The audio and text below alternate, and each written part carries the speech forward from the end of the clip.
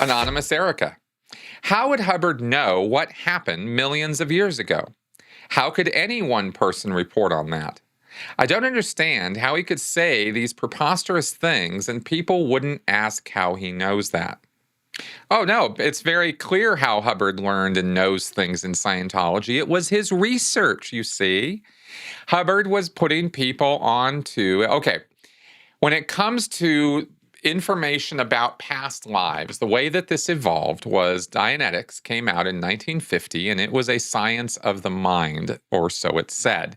And the idea was to recall traumatic episodes of stress, trauma, pain, and unconsciousness in your past, in this lifetime, and go back over through a sort of regression therapy or reliving those incidents or experiences and talking about them and telling the auditor about them. You were supposed to be relieving the trauma, stress, pain, and unconsciousness of those incidents. Those are called engrams.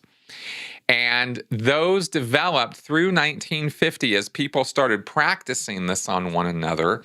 The idea with the therapy, with the therapeutic element of Dianetics is that you have this incident of pain and trauma and unconsciousness. You talk about it, and if it doesn't resolve, if it won't release, if it doesn't, surrender to happiness and joy and, oh, I feel so much better about this now through recounting the incident, then you look for an earlier incident, an earlier similar one. And if that, in recounting that, doesn't blow it, doesn't make you feel better, you look for an earlier similar incident. The idea, the theory is that these are in chains. They are connected through perceptics or ideas or concepts of similarity. So, if the time when you were 20 years old and got hit over the head doesn't resolve, then you look for the time that you were 15 years old and got hit over the head. And if that doesn't resolve, the time you were 7 years old. And then what ended up happening is people were looking for earlier, just based only on that principle. Hubbard said, this is how it is. He didn't say originally past lives. He said there's an earlier time where this is going on. And in fact, the very first wild idea that Dianetics was throwing out was that there were prenatal episodes or incidents that could affect you pre being born. And that was controversial. What you can remember being born, you can remember these incidents. And Hubbard talked about even incidents going back to the sperm and the ovum. And he got into some pretty goofy stuff. And then people started talking about remembering things in earlier lives, okay, way back before they were born. And in 1950, this was very controversial. In fact, that Hubbard, said they tried to shut it down.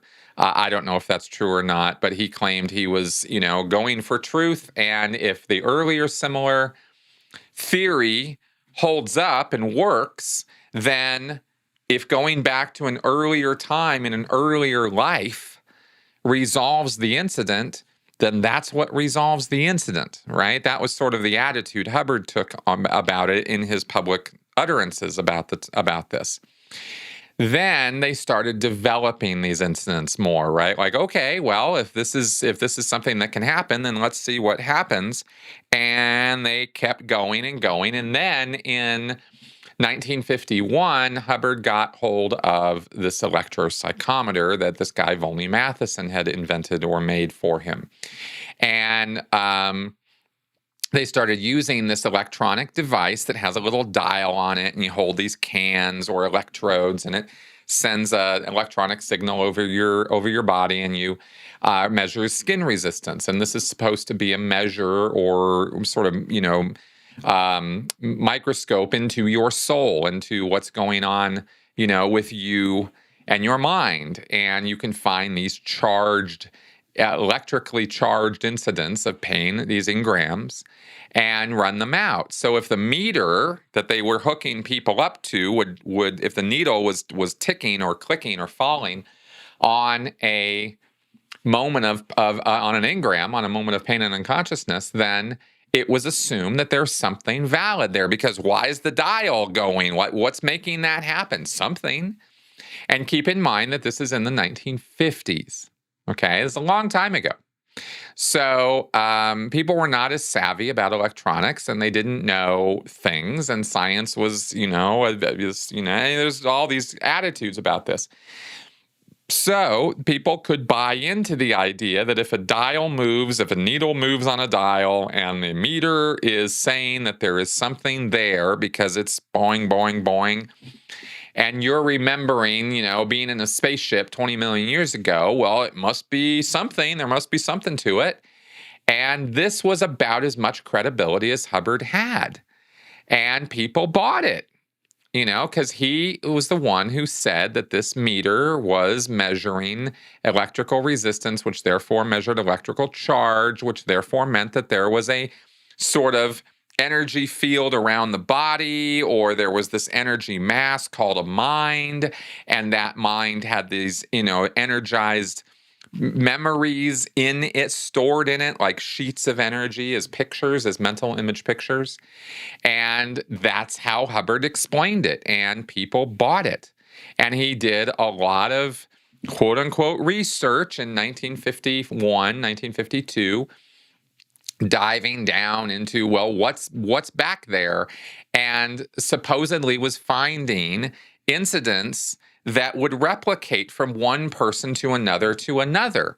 So Sally Sue could be audited and sent back down the time track to 20 million years ago, and could find this incident where she was a slave on this place that was floating around in space called Arxlycus. And then they could audit Bill and send him down 20 million years ago. And sure enough, Bill's there floating around in space on Arxlycus too.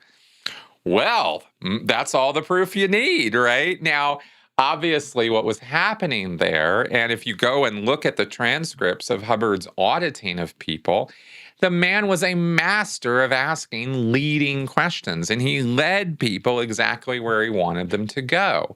So it wasn't that there was independent corroboration from 2 or 3 or 4 different case studies of these incidents.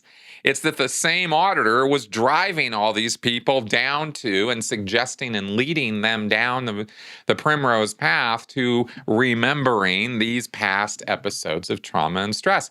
And frankly, nobody in Dianetics and Scientology who stuck around really questioned it or really got down and dirty and deep about it, at least not that we know of.